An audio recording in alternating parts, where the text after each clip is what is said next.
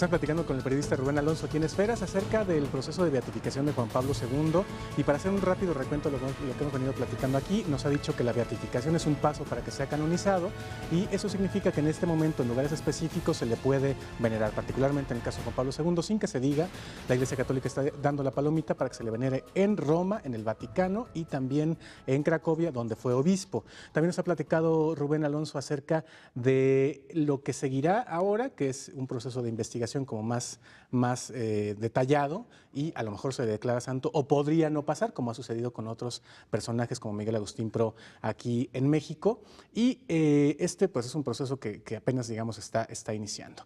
Antes de la pausa también le planteaba una pregunta que me hacía a su vez San Juana Martínez, periodista del semanario Proceso, y también, bueno, hace algún tiempo el semanario Proceso, y también de otros medios de comunicación. Entre otros ha escrito libros que tienen que ver con la pederastia en la Iglesia Católica en México, y ella me decía, a ver, ¿cómo es que los católicos están celebrando el proceso de beatificación, de subir a los altares a un hombre que defendió en su momento, o al menos protegió a Marcial Maciel, que fue, como todo el mundo sabe, pues un hombre que le hizo mucho daño a mucha gente aquí en México, particularmente en casos de pederastia? Sí, ahorita tenemos muchos indicios, o hay indicios, sobre todo conocidos recientemente, de que apuntaría que Juan Pablo II sabría personalmente del caso Maciel. Pero sabría personalmente. O sea, no es que lo supiera Benedicto XVI, que entonces era el presidente de la Congregación para la Doctrina de la Fe. De la Doctrina de la Fe. Antes, bueno, Ratzinger, ahora Papa, ya como Papa, modifica las normas para que los asuntos de sacerdotes de este tipo de acusaciones las viera esa congregación. Antes las veía otro de los dicasterios o secretarías, llamémosle, del Vaticano, que era para la clero y para la congregación para el clero, que era para disciplina del culto, que la habían por otro lado. Para endurecer las penas, pues la pasaron a la Congregación de la Doctrina de la Fe, que es la que tiene mucho más fuerza y elementos ahí de coerción y disciplinario. Bueno, hay elementos que presuponen que Juan Pablo II, en su pontificado, habría conocido personalmente de esto.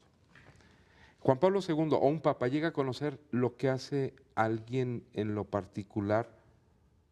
Bueno, pues depende de qué persona particular. Marcial Maciel no era una persona, no era un sacerdote común en el clero de toda la Iglesia. Era un consentido del Vaticano, ¿no? Estaba muy cerca de la cúpula. Muy cerca, sobre todo en los últimos años. Aprovechó, digamos, la burocracia vaticana para incrustarse ahí adentro. Decía unos compañeros, dice, sorprendía mucho que imagínate llegar a congraciarse con Juan Pablo II. Acabo de mi congregación Legionarios de Cristo ordenar a 20 sacerdotes. Tiene usted, Santo Padre, 10 sacerdotes a su disposición para lo que quiera aquí en el Vaticano. Y la intención era que se metan si quieren a barrer, pero que ya estén adentro. Claro. Que forman parte de su estructura burocrática. Y entonces fueron de asistentes del asistente, del quinto asistente, y así entraban. Y poco a poco iban apareciendo. Entonces llegó un momento en el Vaticano en que veías una estructura de legionarios metidos. Y no es descartable, pues, que tenían unos muy buenos servicios de filtro. Si estás de asistente del asistente, puedes llegar a tener acceso a documentos. Sí, que me llega un documentito de que, oiga, Marcial Maciel, no pasa. Y dice, muy bien, qué interesante, vamos a ponerlo aquí. Entonces, ¿hasta dónde llegó? Como le hacen los políticos, ¿verdad? Lo investigaremos, haremos una comisión, ¿no? Que se puede decir, sí, ya, mira, sucede en las estructuras de cualquier institución. Oiga, ¿le puede decir usted al señor gobernador? ¿Le puede usted decir al señor presidente municipal? Usted que trabaja en la Universidad de Guadalajara, dígale al señor rector. Pues sí, no, sí, le vamos a informar. Digo, creo que ahí primero, bueno, que Marcial Maciel se aprovechó de la estructura de la Iglesia, sí. Que Juan Pablo II haya sabido, hay elementos que inducen que habría conocido. Hay más elementos que presuponen que haya sido engañado. Y más en las estructuras piramidales, como es la Iglesia, es más fácil engañar. Claro, porque como decías, de se va repente concentrando se traba en un lugar y ya no pasa. Ya no pasa. ¿No? Entonces, Juan Pablo II lo que había eran sacerdotes muy bien portaditos, bien bonitos, con su alzacuello, Ah, qué bien.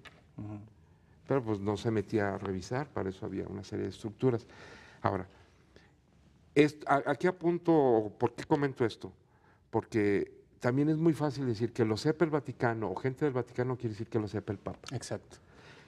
Que tenía mucha cercanía y hay fotos con él por el Papa, sí. Pero todas las cartas y denuncias que llegaron al Vaticano, llegaron al Papa, creo que hay que sostenerlo eso y demostrarlo.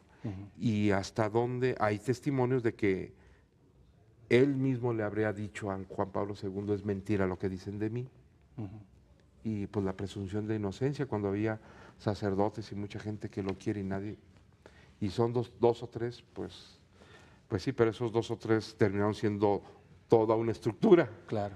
De Oye, los afectados, ¿no? Y bueno, conociendo tú el proceso de, digamos, lo legal dentro del Vaticano, si se probara, como ahora se está empezando a presumir, que Juan Pablo II sí tenía personalmente conocimiento del caso Marcial Maciel y que incluso hizo algo para defenderlo, ya no pasaría el proceso a canonización, ¿verdad? Y pondría en entredicho la beatificación. Incluso la beatificación. Sí. ¿La Iglesia se puede echar para atrás? Sí, en el caso de la beatificación sí. Porque la beatificación es un permiso para honrarlo. Puede echar para atrás una beatificación, sí. Una canonización es más complicado porque ya es una obligación de veneración dentro del reconocimiento. Pero también lo he hecho históricamente, ¿no? Hay algunos santos, pienso por ejemplo en algunos santos que incluso eran parejas gays, que nada más guardando silencio han sido olvidados, ¿no? No es que les quitaran lo canonizados, pero pues dejaron de difundir su imagen. A veces la forma de quitar a alguna persona es guardando silencio. Exacto. Sí. Y algunos conocidos, por ejemplo, nadie puede demostrar la existencia histórica de San Cristóbal, el santo que se ve, el patrono de los automovilistas y camioneros, que va con un niño cruzando un río. Pues si existió, quién sabe, ¿verdad? Ya cuando dijeron, pues muchos que se veneraban tradicionalmente, pues no había fundamento. Estamos hablando de una institución de 2000 años, ¿no? Claro, claro. Y que además, como dices, pues sí, su gran arma, una de sus grandes armas es el silencio, ¿no? Sí. Pues Rubén, un placer platicar contigo y qué bueno que nos ilustraste acerca de todo este proceso que se vive dentro de la Iglesia Católica. Ojalá que podamos platicar en otro momento acerca de las grillas vaticanas que luego también se ponen resabrosas, ¿no? Cuando se empieza a nombrar un cardenal, quién está de veras influyendo, etcétera, etcétera. A ver si luego regresas y platicamos de eso. Pues para que hablemos de la sucesión silenciosa de Jalisco. Ah, que ya se está empezando a plantear, ¿verdad? Pues ya. Muy bien. No me adelantes nada para hacer otro programa, lo estaremos platicando. Muchas gracias a Rubén Alonso por acompañarnos. Nos vamos, los invitamos a que vean la siguiente edición de Esferas y como siempre le decimos, pásenla muy bien.